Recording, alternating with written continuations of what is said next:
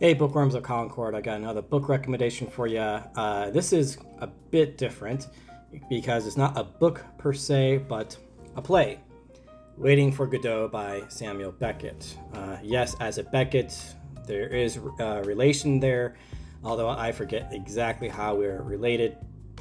But I like to recommend books that aren't commonly recommended because on both TikTok and YouTube, you'll always see the same books recommended over and over and over again. It's like always the same ones, which, they have their place because a lot of those books are at one point in time have been books that I haven't heard of before. Like if it weren't for TikTok, I don't know if I would have heard of the Stormlight Archive, which I'm currently reading. But still, there aren't nearly enough books that aren't commonly recommended. It's just the same thing over and over and over again. So it becomes kind of just book talk, and booktube become kind of dry and boring. But anyway, as you can see, it's very short, and because it's in play format, you can see it's a very quick read as well. It's in 2 acts. Back in high school, I actually wrote my final paper for AP English on this play. So it has a pretty close place in my heart. It's a masterpiece of a genre called the theater of the absurd, which was a dramatic movement that emerged in the mid-20th century, heavily influenced by existential philosophy.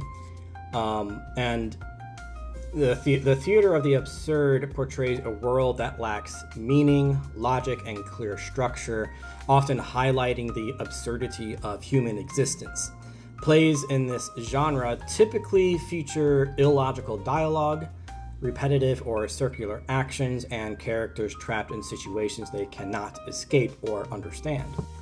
A great example of this is something you might be familiar with. If you've watched like Bugs Bunny cartoons when you were really little, if you can remember like a cartoon piece where these like 2 characters are buried up to their necks in sand, and it's just absolutely absurd, and you have no idea like how they got into that position, why they're there, and they don't get out of it. That's actually based on a play by Samuel Beckett. I don't remember what it's called at the top of my head. I'm having a brain fart at the moment, but that is theater of the absurd. Waiting for Godot. First, it challenges readers and audiences alike with its enigmatic narrative and profound themes.